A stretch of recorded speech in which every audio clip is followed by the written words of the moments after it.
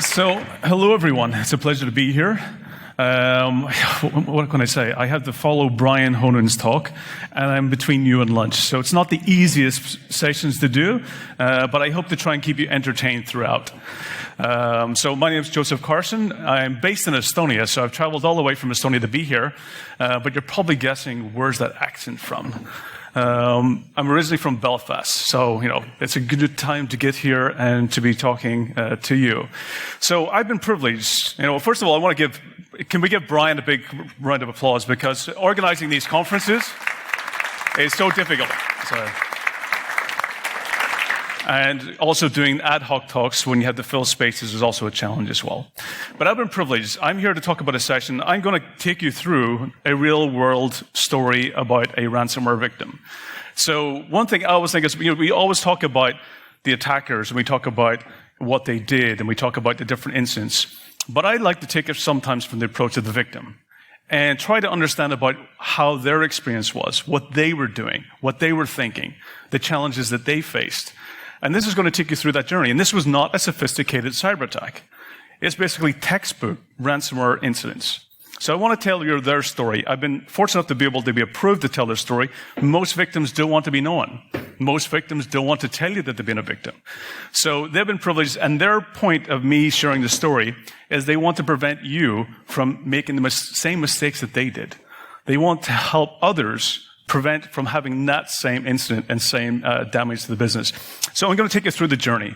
So this incident starts with the variant of Crylock. So Crylock was a ransomware basically that evolved out of the previous version, which was Crylock. And actually, Kaspersky did a fantastic research on blog on Crylock that they did have significant weaknesses in the encryption method that was used. But Crylock, which was the second generation of that, evolved around early 2020. And it was one of the earlier ransom groups that actually started to use the affiliate program, ransomware as a service. So rather than actually delivering the ransomware themselves, they actually would give it to other criminal organizations who would actually gain the access and deploy it. So they basically are specialized in the creation of the Crypter itself, and then give it to others who will actually use and abuse it. So this is basically, it was an interesting version, a variant that was being used. And this is basically an organization who one day, Sunday morning, saw this on all their servers and machines that was connected to their network. Now, for many organizations, what you'll typically hear or learn about a ransomware incident is either from your employees. You might find about from your customers, your partners, your contractors. In this case, the actually ransomware group emailed the IT department and said, "You've become a victim of ransomware." And they started giving instructions, they started giving communications. So this was basically the first lessons that they learned when they became a victim. Now, of course, this triggers your typical incident response.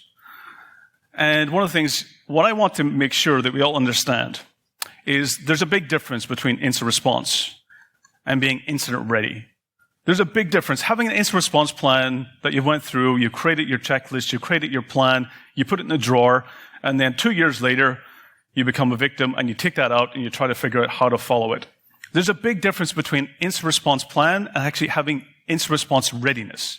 And this is a massive difference. In this particular incident, this was a major lesson that this organization was not incident response ready. They actually hadn't agreed on time format, naming conventions of gathering images. They didn't have any policies in place about how HR should communicate. They didn't have actually legal counsel about how they should actually, from a legal perspective, did they have to follow things like GDPR? Did they have to notify the Data Protection Authority? They actually hadn't communications or established connections with law enforcement about how they should deal with it. The national cert. They didn't have actually communications and relationships established. Also, evidence gathering. They didn't know how to collect evidence and maintain it and prevent damaging or tampering of that evidence as well. They also didn't have identities or access that was segregated.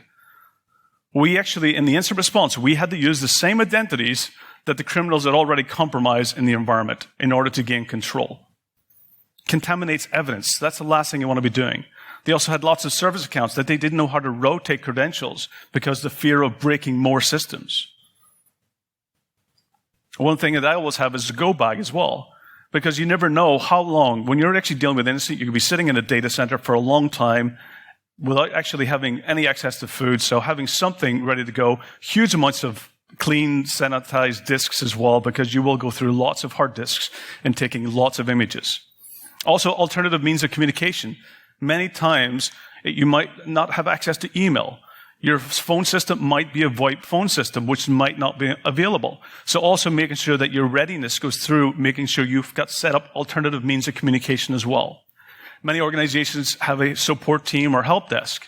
Also having the help desk practice and be prepared, because when that goes public, once the criminal gang puts something out on social media, on Twitter, they will get an influx of calls from worried customers, worried partners.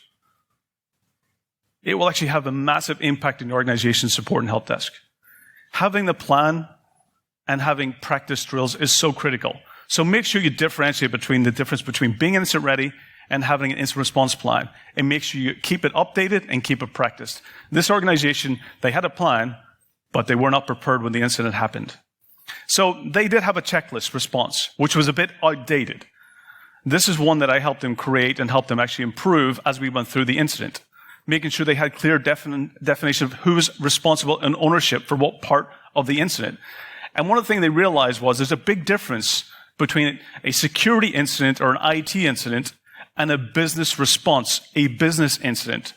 Because they had traditionally looked at their incident response plan as being something that it was only an IT team response. They didn't realize that actually an entire organization, the business had to come together to respond. So making sure you've got clear ownerships of who's communicating what. Having an updated contact list, including access to specialists and experts who actually do this on a daily basis. Also, clear definition of the threat. Understand what you're dealing with. Make sure that you know what type of incident. Is it data exfiltration? Is it ransomware? Does it self-propagate around the network? Does it laterally move? Do the attackers still have access? Are they DDoSing the environment as well, holding up the service? Having a clear definition will also help make sure you have relevant press statements prepared for those different types of responses as well. Understanding your in-house capabilities. This was an IT team who also did security, but they were not security experts. So they didn't have outsourced or external retainers with experts who could come in quickly to help them. They didn't understand about how to contain the incident itself. They had no press statements ready. They had actually legal counsel, but they didn't have any legal assessment for risks, things like GDPR. They didn't understand about how to eradicate. What recovery practices were also done, and also going through that lessons learned. So it's important to also make sure you have this checklist and actually do it and practice it on a regular basis. So when I come in to help them, I responded, and some of the questions that I go through to make sure I understand how actually severe the incident is. Some of the questions I will have is things like, did they have access to the domain controller? Did they have access to domain accounts? What about systems? So in this case, yes, the attackers did have full domain administrator access. And I will actually take you through the process of how they did that in the attack path that they took. They had access to the systems which were online. So it happened, of course, early hours of Sunday morning. So fortunately enough, a lot of the employees had taken their laptops home and were not connected to the network. So they were actually prevented from becoming victims. The machines at the office, a lot of the machines had actually been switched off by the employees. So also they were excluded from becoming affected. But any machine that was connected, that was online in that infrastructure, became infected. The attackers had access to all the corporate applications. They had access to only the on-premise environment. It hadn't laterally moved to the cloud. So they were fortunate enough that their cloud environment had been segregated and actually prevented because it allowed some element of the business to continue. The investigation found that the attackers had hands-on keyboard access for approximately almost 2 weeks. So just a little bit over 14 days, almost 15 days, was the active time that they were actually hands-on keyboard in the environment, doing enumeration, searching for privilege elevation, and looking for basically their crown jewels, their very valuable data, to make sure that they actually cause as much damage as possible. The entire attack, actually, the first incident of the attack was 7 months prior. 7 months prior to that, and I'll get to that shortly. So that's kind of the length of time. 2 weeks of active keyboard, 7 months of the initial, attack had started. I'll also go through, I like to understand about what tools and techniques they used. So I'm going to share with you some of those tools as well. Also, what types of backdoors. You find a lot of the criminal gangs will also leave backdoors. So even if they do get payment or don't get payment, they might decide to sell that access to other criminals who will actually use and abuse it as well. There's a massive market for actually selling access to organizations. And actually, in this particular case, there was multiple parties involved. There was a criminal gang who specialized in gaining access. They sold the access to another criminal gang. That criminal gang bought the access. They bought the crypters and then used that access to gain an initial foothold in the organization. And then the help desk, the team that was communicating with the organization, was also a separate. They were a help desk for hire in order to help communicate because, of course, the criminals don't speak native English. So sometimes you're dealing with multiple attackers in that attack chain. Also understand about what data did they take and how did they take it as well. What was the entire timeline? Creating that super timeline using things like Plasso or log to timeline in order to understand about the series of events. And actually, when we did the log to timeline, it actually uncovered more interesting other incidents that had happened in the environment that were not related to the ransomware case itself. Things like somebody had deployed a crypto mining software in the environment and using the organization's computer resources to mine cryptocurrency. So sometimes you'll uncover other incidents and other events when you do these super timelines. And also what evidence is remaining, another important area. So we get through, when you go through that questions, one of the things you start thinking about, well, how do we can get that organization back to recovery? How we can get them back to business? How can we, make the organization move forward? And I tend to have 3 responses. Sometimes there's 4, but mostly 3. Let's restore from your backup. Well, I've got unfortunate news. The backup's also encrypted. They had a backup system, but the backup strategy was not actually tailored or actually focused around ransomware prevention. It was actually focused around data corruption. It was focused around hardware failure. So we have to make sure that if you have a backup and recovery strategy, that you make sure that actually is effective against ransomware, not just against hardware failure or data corruption. Because the last thing you want to be doing is looking at your backup server and it's also encrypted, so you're left with nothing. So this is the story. Their backup server basically was also fully encrypted. So it left them to the next choices, paying the ransom.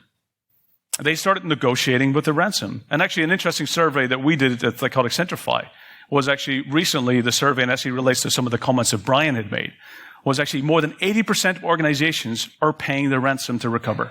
80% of organizations funding the next generation of ransomware crime. It just means it's going to get more improved and evolved ransomware. It's going to make our jobs more difficult in the future. So it's really important to understand about, is paying ransomware an option? So they decided they're not going to pay the ransomware. They moved to the third option here, which is rebuild. How do we rebuild? Fortunately enough, they actually did a server migration 1 year prior to that. 1 year prior, their ERP system went and did a migration. The system that they migrated from was actually due to be deprovisioned and repurposed. Fortunately enough, it was sitting gathering dust and hadn't been used, so we were able to use that system as a baseline. It meant that they had actually lost an entire year's worth of business data. 1 full year of data was lost. So it meant that we had to go through, in order to recover and look at getting the business back to operations, was to find data in things like paper receipts, inventory receipts, in people's emails, in USB drives. We went searching for as much data as possible in order to start the rebuild process. It took them 3 months to take that 1-year-old migrated database and all of the data that they're actually in other places to try and rebuild. 3 months and a ton of people creating and entering that data in order to get back to somewhat similar operations that they had prior to this. So 3 months of impacted business. Significant. There sometimes is a fourth option, but it's not one that I put here, is that you might find security researchers who are able to find weaknesses in the encryption. They might be able to recover the key, and the key might be found and made public. It might be a static key that's reused across the encryptors. So you might be fortunate enough to find security researchers who do that, but it's not an option that happens often, and it's not enough to put it up here to give you that fourth option. So you're now faced with these options. You're looking at your recovery scenario, you've got your incident response plan, you've got different people tasked with different scenarios. The question is, do the attackers still have access? In this case, yes, the attacker still had ongoing access. And this is all happening at the same time. All of these decisions are all happening in the first few hours of the incident. The first few hours of the communication that actually was detected. And they're faced with these scenarios. Can we go back to manual operations? Can we go back to paper for a lot of the business? What systems are still operational? What was turned off at the time of the attack? And was the attacker still having persistent active access? And they were. They still had a remote session open up to the environment. So we had to make the tough decision about switching off the internet. So we go back to Ralph, who breaks the internet. We actually had to turn off the internet for this entire business in order to regain control, to make sure the attackers didn't have persistent access. Not a lot of businesses can do that. If you're also dependent on cloud environments, how do you turn off the cloud? Maybe they've severed your access to your environment, so you have to understand about how you can recover that. Fortunate enough, we were able to simply unplug the ISP provider and sever that connection, but it left a bit of a mess for us to clean up. So the next thing that I do is I'm looking for a copy of the Crypter. I want to find out what is it we're dealing with. How severe is the impact? Does this Crypter self-propagate around the environment? Does it also steal credentials? What's the encryption like? So finding a copy of the Crypter is so critical to understand about what it exactly is you're dealing with. And ultimately, basically, I use tools like Joe's Sandbox. You might be familiar with it. Taking a copy of that Crypter and uploading it, and we'll actually go through and run the actual Crypter in a sandbox to find out, is there a command and control? Does it steal credentials? How does it propagate? What changes does it make in the registry? Is there persistence? So this gives me a really good idea of how severe the impact and what we can do to look at the recovery path. What's our recovery options about how do we eradicate? Do we actually need to rebuild the entire Active Directory and endpoints from scratch? So this gives me a good understanding about how do we recover? What is it we're dealing with? The next phase is, of course, why did your security controls that you had in place not work? This organization had security. It's not that they basically were completely opened. They actually had security in place. They had antivirus, they had ERP systems, they had firewalls, they had multi-factor authentication. Like most organizations, they had security in place. So we want to understand why it didn't affect. What was the impact? Why was it not effective? This is actually a running of it shortly after the incident where most AVs started picking it up. But when we did this initially, the first time we uploaded the variant of the Crypter that attacked them, only 2 out of all the AVs were detecting it. So it meant that if your organization was still running any AVs on this list, that only 2 were actually detecting it out of that.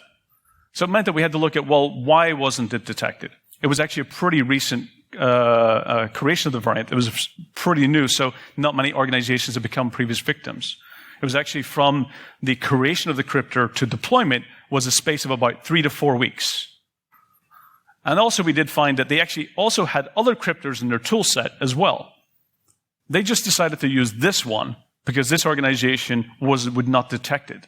They had other versions. They had double pulsar and a few other variants of ransomware that was ready to go, ready to be deployed, but they decided to choose the Crylock version. So that's one of the things you have to be aware of, that they'll actually be looking at how your systems will not detect it, making sure they're able to be as effective as possible. So they'll actually, first of all, do the enumeration environment and then decide which Crypter to decide to deploy. The next thing, so I like to basically, now I've got an idea of the Crypter. I've got an idea of why it wasn't actually defended, why the organization didn't prevent it. So then I start going through following the attacker's footprints. I start putting my ethical hacker hat on and try to understand about, well, if I was in those shoes, how would I actually do this attack? And start doing the reverse.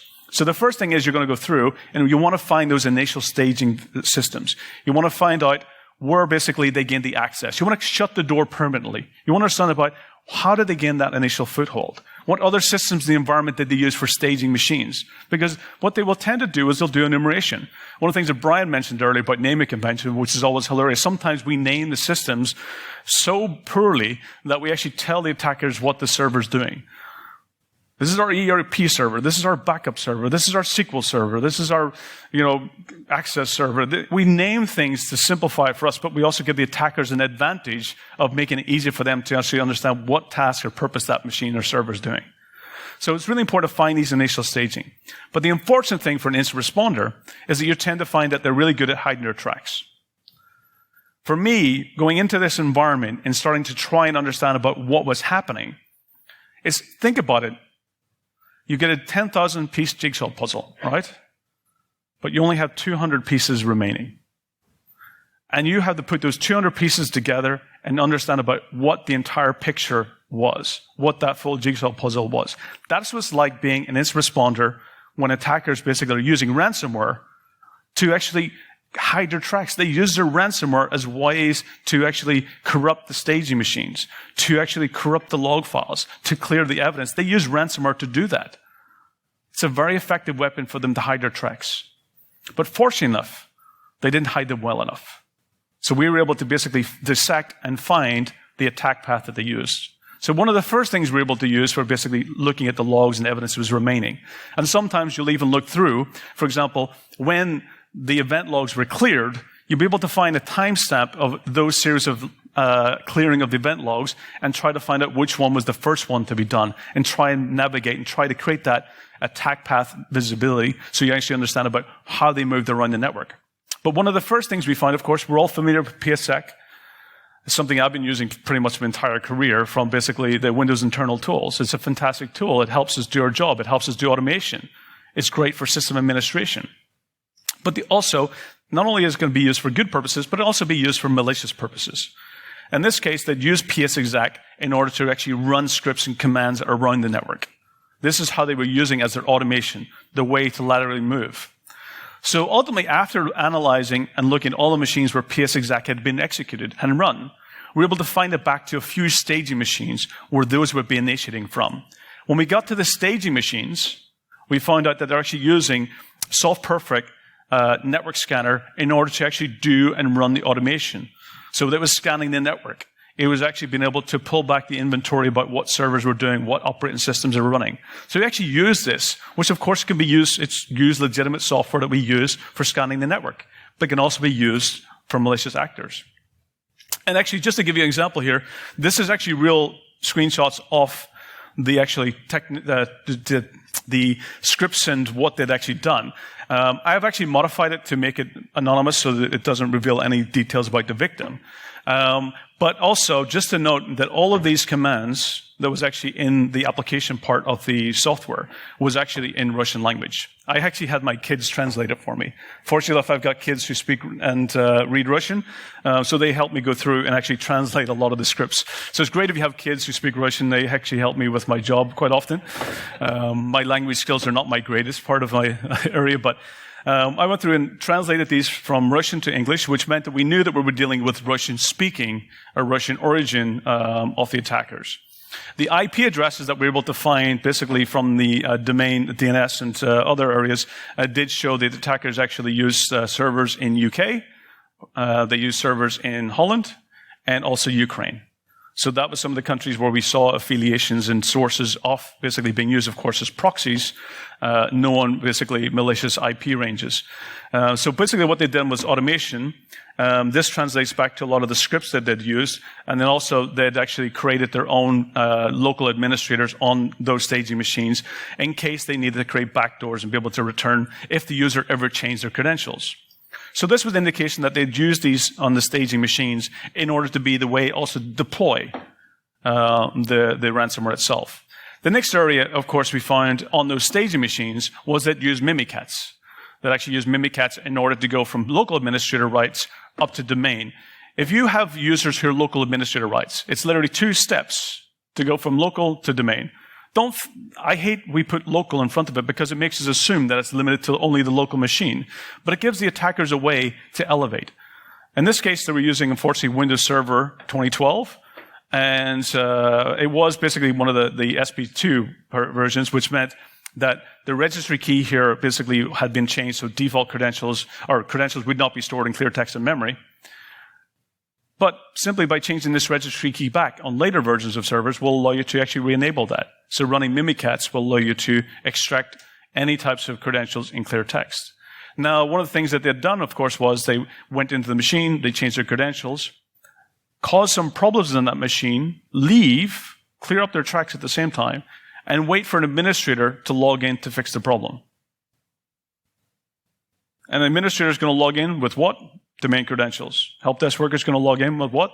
Domain credentials to fix problems, because it gives them the ability to do things ad hoc when they need to. And that's one of the ways they were able to extract the domain administrator. So this is how they got to the domain admin. The next thing that we actually looked for was persistence and backdoors. We want to make sure that we understand about how did they maintain their access. And this has been around for a long time. We've been using sticky key methods since around Windows XP, the early days, that actually used sticky keys in order to create backdoors and persistence on those staging machines. So if you're familiar with sticky keys, what it allows you to do is simply through a registry change, anything in the logon screen, when you're on the logon screen, you've got utility helper, you've got sticky keys, which you basically hit the shift button 5 times, and it produces sticky keys.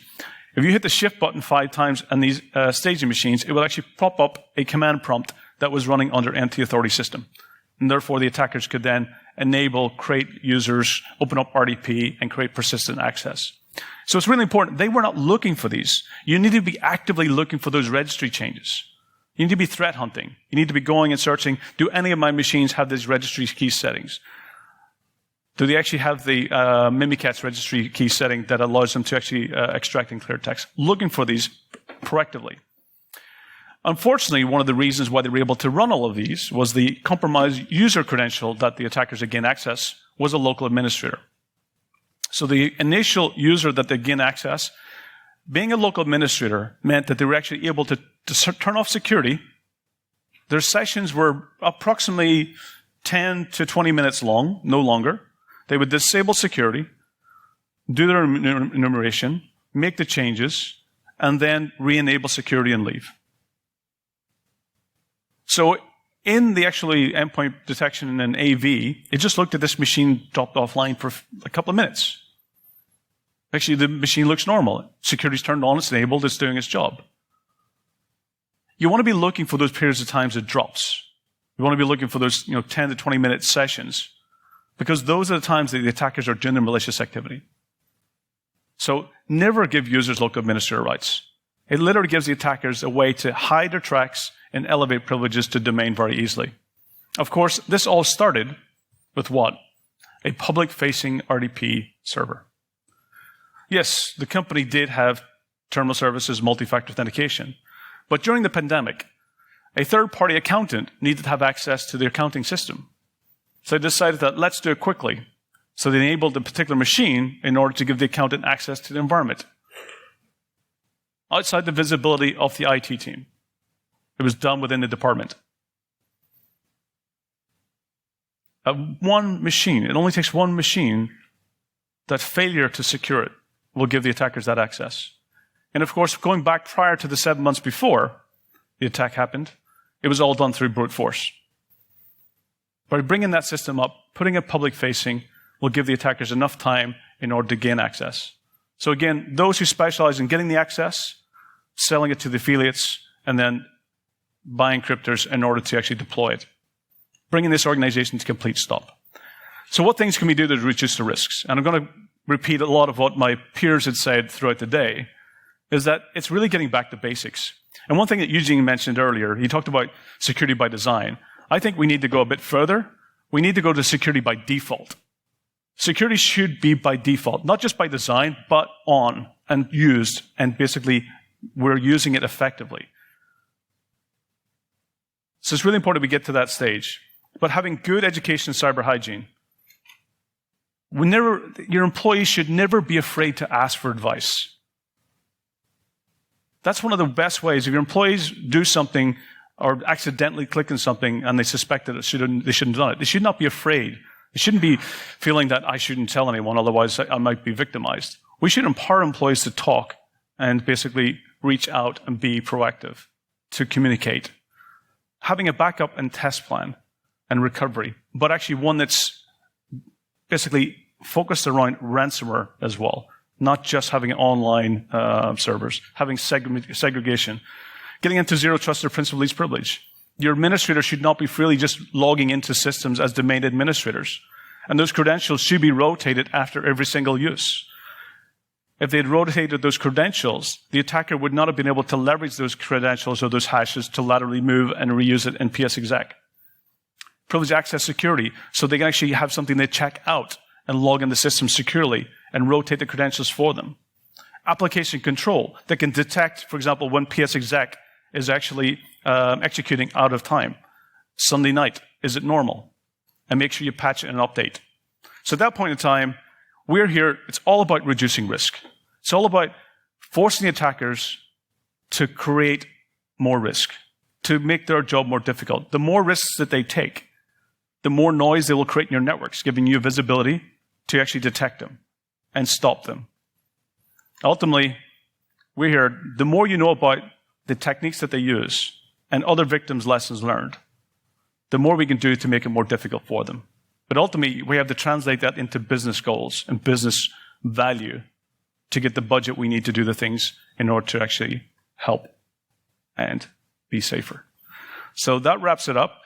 I'm here before lunch. I don't know if I've got time for questions. No time for questions. So if you want to talk to me, I'm here for the rest of the day. I'll be outside. We do have a booth at the back. I hope this was valuable. Hope it was educational. Stay safe.